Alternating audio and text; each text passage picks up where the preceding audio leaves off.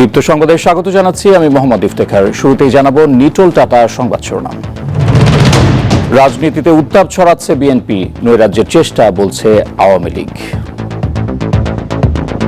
আপনি সচ্ছল করছেন তো ভারতের ব্যবসায়ীদেরকে, আপনার ঘনিষ্ঠ লোকদেরকে, তাদেরকে আপনি সচ্ছল করছেন। ভারতের দয়ায় আমরা আমাদের শক্তিতে সামর্থ্যের উপর ভর করে আছি। বর্ষা শুরুর আগেই চোখ রাঙাচ্ছে ডেঙ্গু, চলতি মাসে 5 মৃত্যু, আক্রান্ত 200 জন। রাস্তা খোঁড়াখুড়ির কারণে ধুলাবালিতে নাকাল ঢাকার মতিঝিল টিকাটুলির মানুষ। চতুর্থ টি-20তেও জিম্বাবুয়েকে হারালো বাংলাদেশ, হোয়াইট ওয়াশের অপেক্ষা।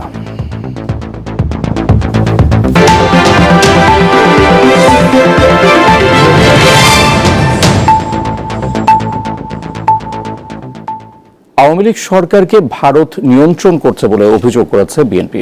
আজ রাজধানীতে এক সমাবেশে এই অভিযোগ করেন দলটির কেন্দ্রীয় নেতারা। তারা বলেন, এতে ক্ষমতাসীনদের শেষ রক্ষা হবে না।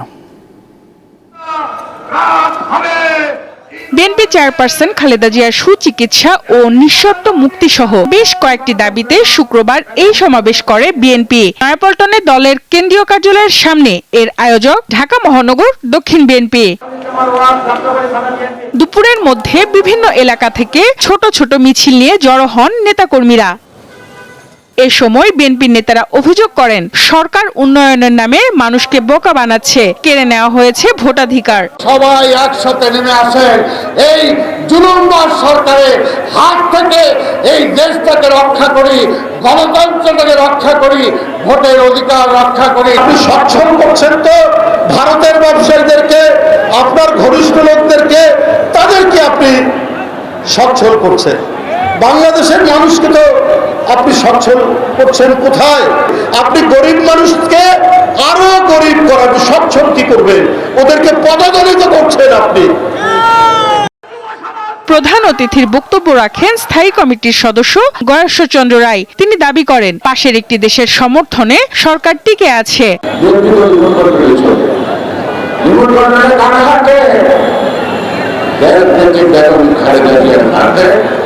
সরকারের হাতে মোদীর হাতে না, হাতে না, তাদের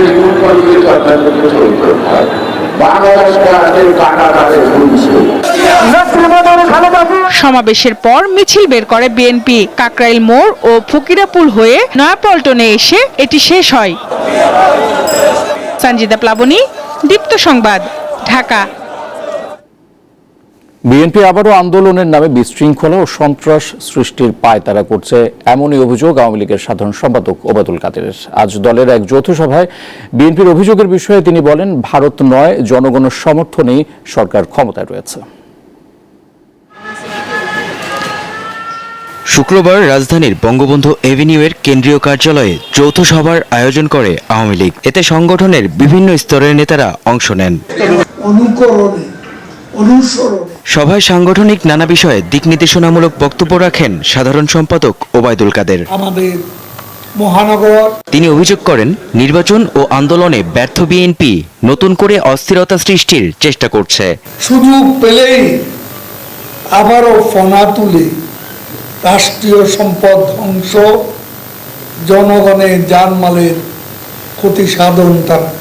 তাই আমাদের সবাইকে সতর্ক থাকতে হবে। খালেদা জিয়ার চিকিৎসা নিয়ে যারা রাজনীতি করে, তারা দেশের বিরুদ্ধে যে কোনো ধরনের ষড়যন্ত্র, অপরাজনীতি করতে পারে। ভারতের সমর্থনে সরকার টিকে আছে। বিএনপি নেতা গয়েশ্বরচন্দ্র রায়ের এমন অভিযোগ ভিত্তিহীন বলে উড়িয়ে দেন আওয়ামী লীগ সাধারণ সম্পাদক। আমরা আমাদের শক্তিতে সামর্থ্যের উপর ভর করে আছি। 75-এ আমরা ক্ষমতা ছিলাম, বঙ্গবন্ধু হত্যা, তখন কি ভারত আমাদের ক্ষমতা বসিয়েছিল? কত বছর পর এসে আন্দোলন সংগ্রাম করে বাংলাদেশের জনগণকে সাথে নিয়ে শেখ হাসিনার নেতৃত্বে আমরা ক্ষমতা রাজনীতিতে প্রবেশ করেছে। উপজেলা নির্বাচন নিয়ে ষড়যন্ত্র হচ্ছে উল্লেখ করে ওবায়দুল কাদের বলেন, সংঘাত সহিংসতার ব্যাপারে সবাইকে সতর্ক থাকতে হবে। ষড়যন্ত্র আছে, সতর্ক থাকতে হবে। মেহেদী হাসান, দীপ্ত সংবাদ, ঢাকা। কোনো সমবায়ের মাধ্যমে যৌথ উদ্যোগে উৎপাদন বাড়িয়ে খাদ্য নিরাপত্তা নিশ্চিতের তাগিদ দিয়েছেন প্রধানমন্ত্রী শেখ হাসিনা। আজ গোপালগঞ্জের টুঙ্গিপাড়ায় গ্রাম উন্নয়ন সমিতির সাথে মতবিনিময় অনুষ্ঠানে তিনি এই তাগিদ দেন। একটি বাড়ি একটি খামার প্রকল্পের নাম সংশোধন করে আমার বাড়ি আমার খামার করার নির্দেশনা দেন সরকার প্রধান। একদিনের সফরে জন্মভিটায় প্রধানমন্ত্রী শেখ হাসিনা, সঙ্গে ছিলেন ছোট বোন শেখ রেহানা। সড়ক পথে পদ্মা সেতু হয়ে পৌঁছান গোপালগঞ্জের টুঙ্গিপাড়ায়। প্রথমেই জাতির পিতা শেখ মুজিবুর রহমানের সমাধিতে শ্রদ্ধা জানান বঙ্গবন্ধু কন্যা প্রধানমন্ত্রী শেখ হাসিনা। পরে ফাতিহা পাঠ ও মোনাজাতে অংশ নেন তিনি। এরপর প্রধানমন্ত্রী যোগ দেন উপজেলা আওয়ামী লীগ কার্যালয়ে আয়োজিত মতবিনিময় অনুষ্ঠানে। সেখানে আগে থেকে অপেক্ষা করছিলেন পাটগাতি ইউনিয়নের দাঁড়িয়াকুল গ্রামের একটি বাড়ি একটি খামার প্রকল্পের সদস্যরা। প্রধানমন্ত্রী তাঁর বক্তব্যে কৃষির সামগ্রিক উন্নয়ন ও দেশব্যাপী কর্মসংস্থান তৈরিতে আওয়ামী লীগ সরকারের বিভিন্ন উদ্যোগ তুলে ধরেন। এ সময় একটি বাড়ি একটি খামার প্রকল্পের নাম পরিবর্তন করে আমার বাড়ি আমার খামার করার নির্দেশ দেন তিনি। টুঙ্গিপাড়ার যত জমি অনাবাদি থাকবে সবই আমি চাষের আওতায় নিয়ে আসতে চাই। সেখানে যাদের যাদের জমি আছে একসাথে চাষ হবে, যে ফসল আসবে যার যার জমির ভাগ অনুযায়ী সে ভাগ পাবে। সে কিষানি তারাও একটা ভাগ পাবে, কারণ তাদেরকে দিতে হবে। আর আমাদের এই সমবায়ের কাছে রাখা হবে যে কৃষি উপকরণ ক্রয় করা, মেশিন পত্রগুলিকে সেগুলি সংরক্ষণ করা এবং যথাযথভাবে ব্যবহার করা। সেইভাবেই আমরা যদি করতে পারি, আশা করি বাংলাদেশের কোনো মানুষ আর দরিদ্র থাকবে না। উৎপাদন বাড়ানোর উপর জোর দিয়ে সরকার প্রধান কৃষি উন্নয়ন ও সমবায়ের দিকে মনোযোগ দেওয়ার আহ্বান জানান। এই জিনিসটার জন্য মানুষের কাছে আরো প্রচার পায়, তারই ব্যবস্থা করব। সেই জন্য আজকে আমার এখানে আসা, আমার সাথে আমাদের সেই তুমি একটু দাঁড়াও ধরে দেখায়, আবার সেই সমবায় মন্ত্রী বানিয়েছে তাকে, সেদিন প্রতিমন্ত্রীর দায়িত্বে আছে, তাকেও নিয়ে আসছি দেখার জন্য। এই কারণে যে আমাদের এটা দেখে আমরা চাই সারা বাংলাদেশে এভাবে মানুষকে নিয়ে যৌথভাবে উৎপাদন বৃদ্ধি করা, মানুষের খাদ্য নিশ্চয়তা, ক্ষুদ্র সঞ্চয়ের মাধ্যমে মানুষের আর্থসামাজিক উন্নতি করা এবং জীবন মান উন্নত করা, সেটাই আমরা করতে চাই। পরে স্থানীয় সুবিধাবঞ্চিত মানুষের মাঝে কৃষি ও শিক্ষা উপকরণ বিতরণ করেন প্রধানমন্ত্রী। এ সময় বাইসাইকেল, ভ্যান ও নগদ অর্থসহ বিভিন্ন সামগ্রী তাদের হাতে তুলে দেন ওই এলাকার সংসদ সদস্য প্রধানমন্ত্রী শেখ হাসিনা। মিজানুর রহমান, দীপ্ত সংবাদ, ঢাকা। বর্ষা মৌসুম শুরুর আগেই চোখ রাঙাচ্ছে ডেঙ্গু। চলতি মাসে মারা গেছে 5 জন, আর আক্রান্তের সংখ্যা 200 জনের মতো। এর মধ্যে রাজধানী সহ দেশের বিভিন্ন এলাকায় হয়েছে বৃষ্টি। বিশেষজ্ঞরা বলছেন, জীবনচক্র পাল্টে এডিস মশা এখন ময়লা পানিতেও বংশবিস্তার ঘটাচ্ছে। এপ্রিল জুড়ে দাবদাহের পর রাজধানী সহ দেশের বেশিরভাগ অঞ্চলে নেমেছে স্বস্তির বৃষ্টি। তবে সেই বৃষ্টির পানি জমে থাকতে দেখা গেছে বিভিন্ন স্থানে, যা এডিস মশার বিস্তার ঘটাতে সহায়ক। এরই মধ্যেই ডেঙ্গুর প্রকোপ বাড়তে শুরু করেছে। স্বাস্থ্য অধিদপ্তরের তথ্য মতে চলতি বছর এ পর্যন্ত 29 জন ডেঙ্গুতে মারা গেছেন। আক্রান্তের সংখ্যাও 2000 ছাড়িয়েছে। মের প্রথম 10 দিনেই মারা গেছেন 5 জন। বিশেষজ্ঞরা বলছেন, এডিস মশা তার জীবনচক্র বদলে ফেলেছে। শুধুমাত্র পরিষ্কার পানি নয়, ময়লা পানিতেও এখন এডিসের লার্ভা পাওয়া যাচ্ছে। কয়েকটি ওয়াটার দিয়ে আমরা টেস্ট করেছি। একটি হচ্ছে কন্ট্রোল হচ্ছে রেইন ওয়াটার, তারপর হচ্ছে ব্র্যাকিশ ওয়াটার, ড্রেন ওয়াটার এবং সুয়েজ ওয়াটার। সুয়েজ ওয়াটারও এডিস মশা তার সার্ভাইভাবিলিটি কমপ্লিট করে। অবশ্যই বাড়বে, কারণ পানি জমবে। পানি যদি নিষ্কাশনের সুযোগ না থাকে তাহলে তো পানি জমবে, এবং পানি জমলেই সেখানে কিন্তু এই লার্ভা থাকবে এবং লার্ভা থেকে মশা হবে। ডেঙ্গুর প্রকোপ যেন না বাড়ে সেজন্য এখনই উদ্যোগ নেওয়ার পরামর্শ বিশেষজ্ঞদের। 3টি মন্ত্রণালয়কে একসাথে কাজ করতে হবে। একটা হলো লোকাল গভর্নমেন্ট, তাদেরকে সম্পৃক্ত হতে হবে। আরেকটা মন্ত্রণালয় স্বাস্থ্য মন্ত্রণালয়, কিন্তু একটি মন্ত্রণালয়কে আমরা ইনভলভ করি না, সেটা হলো শিক্ষা মন্ত্রণালয়। আজকাল সবচেয়ে বেশি শিক্ষা যেটা দরকার সেটা হলো স্কুলগুলিতে অ্যাওয়ারনেস বিল্ড করা দরকার। রাজধানীর পাশাপাশি গ্রামেও ব্যাপক পরিসরে ডেঙ্গু প্রতিরোধে কর্মসূচি নেওয়ার তাগিদ বিশেষজ্ঞদের। লাবণী গুহ, দীপ্ত সংবাদ, ঢাকা। রাস্তা খোঁড়াখুড়ির দুর্ভোগ রাজধানীবাসীর দীর্ঘদিনের, তবে দীর্ঘ সময় ধরে চলা এই খোঁড়াখুড়িতে নাকাল মতিঝিল ও টিকাটুলি সহ আশপাশের এলাকার মানুষজন। যানজটের সঙ্গে ধুলাবালিতে অতিষ্ঠ এসব এলাকার মানুষজন। দ্রুত কাজ শেষ করার জোর দাবি তাদের। রাজধানীর ব্যস্ততম টিকাটুলি এলাকার হাটখোলা রোডের চিত্র এটি। খানাখন্দ আর কাদায় ভরা। উন্নয়ন কাজের নামে দীর্ঘদিন ধরে চলা খোঁড়াখুড়িতে সড়কটির এই করুণ দশা। এছাড়া মতিঝিল ইত্তেফাক মোড়, বঙ্গভবনের পশ্চিম দিকের রাস্তা, মতিঝিল টিএনটি কলোনি সহ আশপাশের বেশ কয়েকটি সড়কও পড়েছে খোঁড়াখুড়ির কবলে। কোথাও ঢাকা ওয়াসার, কোথাও বা ঢাকা ইলেকট্রিক সাপ্লাই কোম্পানি ডেস্কোর কাজ চলছে। আবার কিছু সড়কে চলছে ড্রেনেজ ব্যবস্থার উন্নয়নে নগর কর্তৃপক্ষের কাজ। আমাদের চলাফেরা তো মারাত্মক কষ্ট হচ্ছে। অনেকদিন ধরে করতেছে, এমুরা করে আবার খোদে। আমাদের তো পিক আপ মনে করেন ভাঙাচোরা দিয়ে যাওয়া যায় না মালামাল নিয়ে, খুবই অসুবিধায় আছে। একটা কথা যে রাস্তাটা কাটছে এদিকে, এই পাশে রাস্তাটা ঠিক করে নাই, মানে কোনো জাস্টিফিকেশন নাই। কাটাকাটিতে সড়কের প্রশস্ততা কমে যাওয়ায় এসব এলাকায় প্রতিদিনই লেগে থাকছে তীব্র যানজট। হিমশিম খেতে হচ্ছে ট্রাফিককে। এটা তো আসলে রাস্তা খোঁড়াখুড়ির জন্য একটু প্রবলেম হচ্ছে, কিন্তু তারপরেও তো এটা সরকারি কাজ, এটা তো জনগণের সুবিধার্থেই এই কাজটা করতেছে, এটা তো আমাদের মেনে নিতে হচ্ছে। এর মধ্যে আমরা চেষ্টা করতেছি যেন সবকিছু সচল থাকে গাড়ি। রাস্তার পাশে মাটি বালু রাখায় ধুলোয় বিপাকে এলাকাবাসী। এই রাস্তা খনন করতে আছে, ধুলাবালি যানজট সৃষ্টি হয়, বৃষ্টি কাদা হয়, এখানে ধুলাবালি দুইটাই হয়। রাস্তা খোঁড়াখুড়ি কাজ আগামী জুনের আগে শেষ হবে বলে জানিয়েছে ঢাকা দক্ষিণ সিটি কর্পোরেশন। রাজধানীতে প্রায় বছর জুড়ে এরকম রাস্তা খোঁড়াখুড়ির কাজ চলে। একদিকে জনদুর্ভোগ, যানজটের পাশাপাশি বেড়ে যায় বায়ু দূষণ। এর সমাধান কি? কর্তৃপক্ষের টনক আদৌ নড়বে, নাকি রাস্তা খোঁড়াখুড়ির নীতিমালার বাস্তবায়ন আদৌ হবে? এমনই নানা প্রশ্ন নগরবাসীর। আনোয়ার হোসেন, দীপ্ত সংবাদ, ঢাকা। সহকর্মী ও আত্মীয় স্বজনের শোক, শ্রদ্ধা, ভালোবাসায় চিরবিদায় নিলেন চট্টগ্রামে বিমান দুর্ঘটনায় নিহত পাইলট আসিম জাওয়াদ। আজ রাষ্ট্রীয় মর্যাদায় মানিকগঞ্জে নানার কবরে তাকে দাফন করা হয়েছে।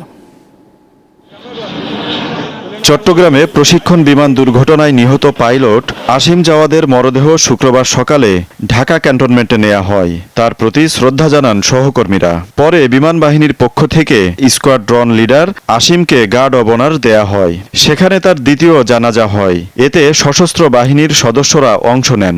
ইনজেকশন হয়েছে, আমি বুঝতে পারছি হয়তো বা সে বেঁচে যাবে, কিন্তু আল্লাহর আর ওকে নিয়ে যাবে এইভাবে। যেন আমি ঢাকাতেই ছিলাম, আমি শোনার সাথে সাথে আমি চলে যাই। আমি যে ওখানে যখন দেখি, আমি বুঝতে পারছি তখনই আমার জন্য কি অপেক্ষা করছে। দুপুরে একটি হেলিকপ্টারে জাওয়াদের মরদেহ মানিকগঞ্জে তার পৈতৃক বাড়িতে নেওয়া হয়। তাকে শেষবারের মতো দেখতে অপেক্ষা করছিলেন স্থানীয়রা। মেধাবী ও চৌকস এই পাইলটের মরদেহ পৌঁছার পর তার পরিবারের সদস্য ও স্বজনদের কান্নায় ভারী হয়ে ওঠে পরিবেশ। বাদ জুমা মানিকগঞ্জ শহীদ মিরাজ তপন স্টেডিয়ামে বিমান বাহিনীর এই কর্মকর্তার তৃতীয় জানাজা হয়। এতে আত্মীয় স্বজন ছাড়াও দূর দূরান্তের অনেক মানুষ অংশ নেন। ফ্রেন্ড সার্কেল যারা আছে ওদের নিয়ে আমরা খুব মজা করতাম, এবং রিফাতের ব্যাপারটা আমি এখনো মাইনে নিতে পারতেছি না যে ও আমাদের মধ্যে নাই। বড় বৈমানিককে আমরা হারালাম, এই ক্ষতি অপূরণীয়। এরপর মানিকগঞ্জ শহরের সেওতা কবরস্থানে নেওয়া হয় মরদেহ। সেখানে রাষ্ট্রীয় গার্ড অব অনার দেয়া হয়। এ সময় বিমান বাহিনীর কর্মকর্তারা উপস্থিত ছিলেন। স্কোয়াড্রন লিডার আসিম জাওয়াদকে তার নানা মরহুম মোহাম্মদ রৌফ খানের কবরে দাফন করা হয়েছে। আজিজুল ইসলাম, দীপ্ত, বার্তা কক্ষ। গ্রীষ্মের দাবদাহ কিছুটা কমলেও রাজধানীর বাজারে গিয়ে ঘাম ঝরছে ক্রেতার। প্রায় সব ধরনের সবজির দামই বেড়েছে। চরম অস্থিরতা চলছে মাছের বাজারে। এর মধ্যে 1 কেজি ওজনের একটি ইলিশ কিনতে খরচ হবে 2800 টাকা। রাজধানীর কারওয়ান বাজারে ইলিশ নিয়ে ক্রেতার অপেক্ষায় বসে থাকা বিক্রেতাদের। রূপালী ইলিশের ক্রেতা পাওয়াই যে কঠিন হয়ে দাঁড়িয়েছে, কারণ মাছের রাজার দামটাও যে রাজকীয়। তাই কুলীন প্রজার পক্ষে ইলিশের স্বাদ নেয়া বাতুলতা মাত্র। 1 সপ্তাহ আগেও 1 কেজি সাইজের ইলিশ 1800 থেকে 2000 টাকায় বিক্রি হয়েছে, আর 700-800 গ্রামের ইলিশের দাম ছিল 1600 টাকার মধ্যে। সপ্তাহ ঘুরতেই বড় ইলিশ 2500 থেকে 2800 ও ছোট ছোট ইলিশ 1700 থেকে 1800 টাকায় ঠেকেছে। এক সপ্তাহ আগে একটু কম ছিল, এখন নদীতে মাছই নেই, দেখেন আমাদের দোকানপাট খালি। 1 কেজিটা বিকতে আছে আপনার 2200-2400, আর 800-900 গ্রামটা 2000, 1800 এইরকম। কারণ এটা তো এক দামের বাজার না, আপনি দাম বললে অপমানিত হতে হয়, মুখের সামনে অপমানজনক কথাবার্তা বলে, মানে একটা জিম্মি হয়ে গেছে আসলে বাজারটা। কিচ্ছু করার নাই আমাদের, আসলে হয় আমাদের দাম দিয়ে খেতে হবে, না হলে চলে যান। শুধু ইলিশ নয়, বেড়েছে প্রায় সব ধরনের মাছের দাম। বিক্রেতার সেই পুরানো জবাব, সরবরাহ কম তাই দাম বেড়েছে। আগে ছিল যেটা 110-20, সেটা 160-70 টাকা, এটা বাড়ছে আগের থেকেই। আর এখন তো 30 মাস পানির মনে করেন সাপ কলে পানি আসে না, মাছের যখন সিজন বাইরে যাবে, মালের দাম কমে যাবে।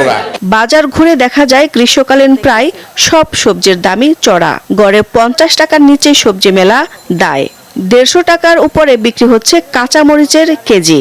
আগে আসছিল 40 টাকা, 50 টাকা হয়েছে, 10 টাকা প্রতি কেজি মালে 10 টাকা বাড়ছে। আমাদের তো এই লিমিটেড টাকার মধ্যেই সংসারটা টোটালটা চালাতে হচ্ছে, তো এটা আমাদের জন্য বাড়তি প্রচুর চাপ অনুভব করি আমরা। বাজারে আসলে আসলে ভয় লাগে এখন। রোজার ঈদের পর থেকে বাড়তে শুরু করেছে আলু পেঁয়াজের দাম।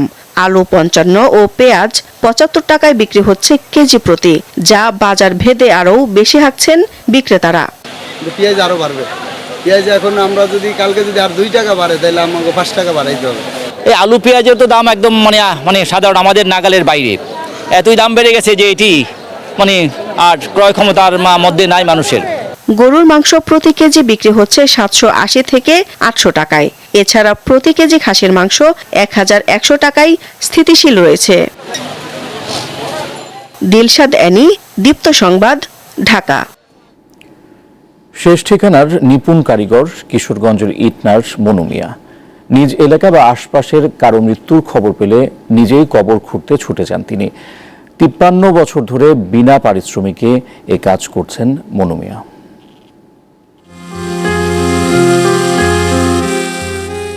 ঘোড়ার পিঠে ছুটে চলেছেন মনু মিয়া। পিঠে ঝোলানো ব্যাগ, যাতে রয়েছে কবর খোঁড়ার সরঞ্জাম।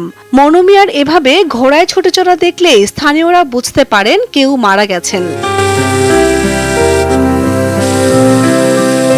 কিশোরগঞ্জের ইটনা উপজেলার জয়সিদ্ধি ইউনিয়নের আলগাপাড়া গ্রামের 70 বছর বয়সী মনু মিয়া গত 53 বছর ধরে কবর খোঁড়ার কাজ করছেন।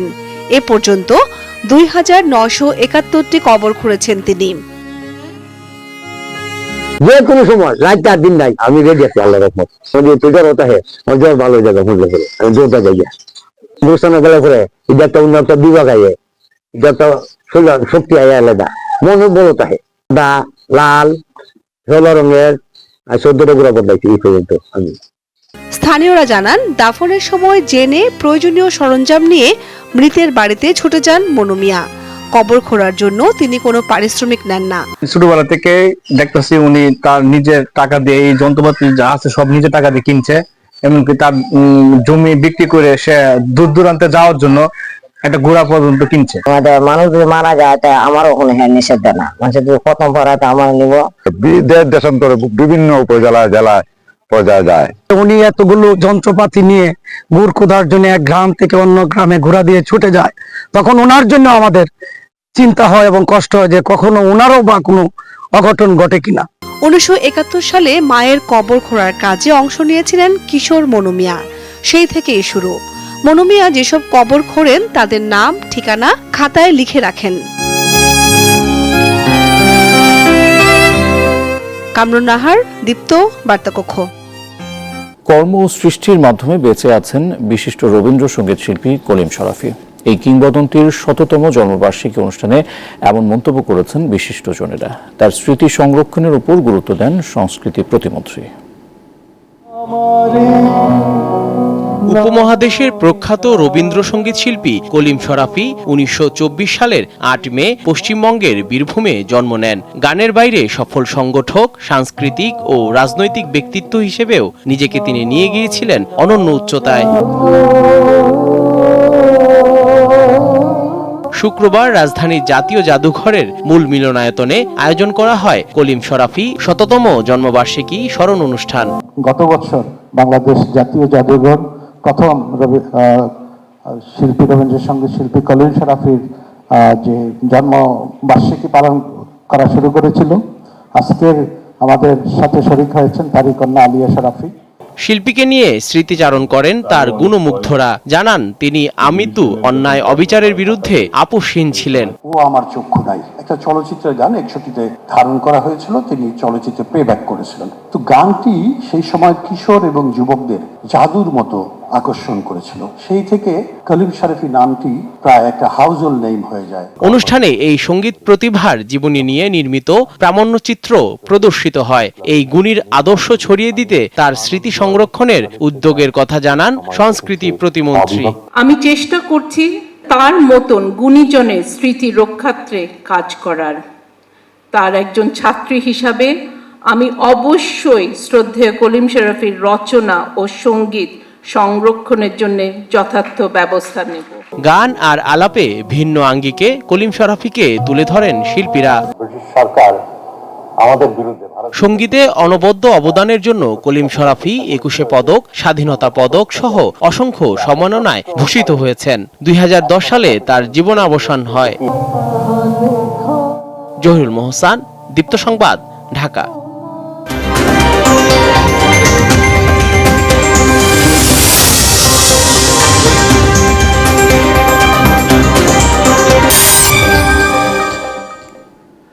যুক্তরাষ্ট্র প্রেসিডেন্ট জো বাইডেনের হুমকি উপেক্ষা করে গাজা উপত্যকার পূর্ব রাফায় বিমান হামলা চালাচ্ছে ইসরায়েল। এতে বেশ কয়েকজনের প্রাণহানি ঘটেছে। ভারী অস্ত্র নিয়ে স্থল অভিযানও শুরুর প্রস্তুতি নিয়েছে ইসরায়েল।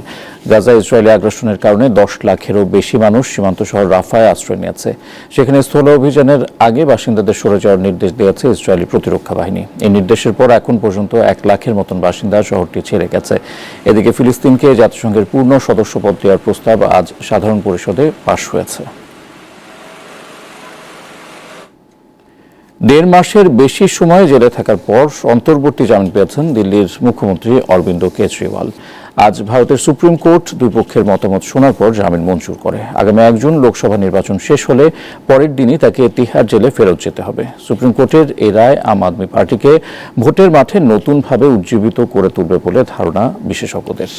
আবগারি দুর্নীতি মামলায় জড়িত থাকার অভিযোগে 21 মার্চ এনফোর্সমেন্ট ডিরেক্টরেট ইডি কেজরিওয়ালকে গ্রেফতার করে, যদিও দিল্লির মুখ্যমন্ত্রীর দাবি কোনো তথ্য প্রমাণ ছাড়াই তাকে গ্রেফতার করা হয়েছে। জাপানের সমাজ ও অর্থনীতিতে নেতিবাচক প্রভাব ফেলছে ক্রমহ্রাসমান জনসংখ্যা। ফলে দেশটিতে খালি বাড়ির সংখ্যা 90 লাখ ছাড়িয়ে গেছে। এই অবস্থা চলতে থাকলে আগামী 10 বছরের মধ্যে জাপানের প্রায় 1/3 বাড়ি খালি হয়ে যেতে পারে। জাপানে খালি পড়ে থাকা বাড়িগুলোকে বলা হয় আকিয়া।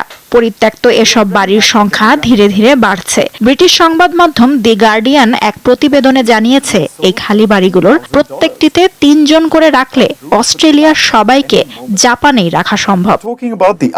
সরকারি তথ্য মতে জাপানে মোট বাড়ির প্রায় 14% খালি পড়ে আছে, তবে প্রকৃত সংখ্যা আরো বেশি হতে পারে।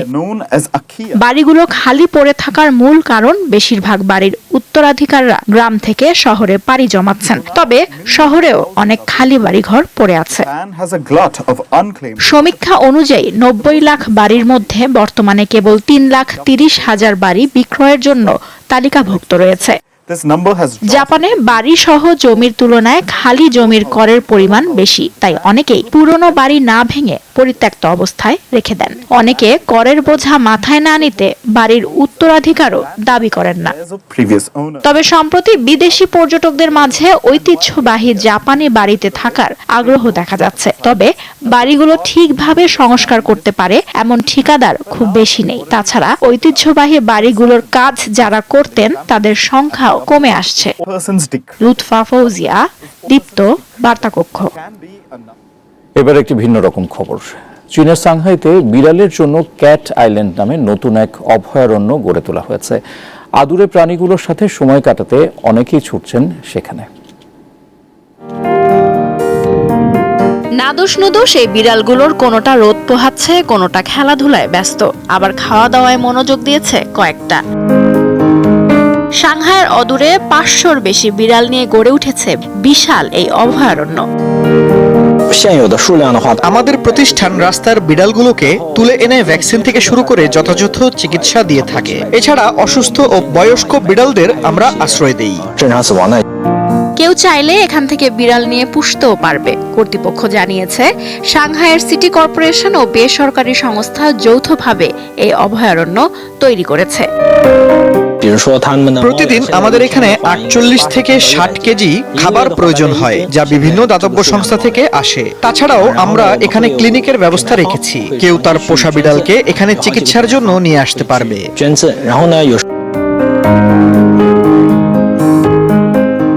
এই অভয়ারণ্য থেকে এখন পর্যন্ত 2 শতাধিক বিড়াল দত্তক দেয়া হয়েছে। লুৎফা ফৌজিয়া, দীপ্ত, বার্তাকক্ষ। আর এর সঙ্গে শেষ করছি দীপ্ত সংবাদ। যাওয়ার আগে নিটোল টাটা শিরোনামগুলো জানিয়ে দিচ্ছি আরও একবার। রাজনীতিতে উত্তাপ ছড়াচ্ছে বিএনপি, নৈরাজ্যের চেষ্টা বলছে আওয়ামী লীগ। বর্ষা শুরুর আগেই চোখ রাঙাচ্ছে ডেঙ্গু, চলতি মাসে 5 মৃত্যু, আক্রান্ত 200 জন। রাস্তা খোঁড়াখুড়ির কারণে ধুলাবালিতে নাকাল ঢাকার মতিঝিল টিকাটুলির মানুষ। চতুর্থ টি-20তেও জিম্বাবুয়েকে হারালো বাংলাদেশ, হোয়াইট ওয়াশের অপেক্ষা।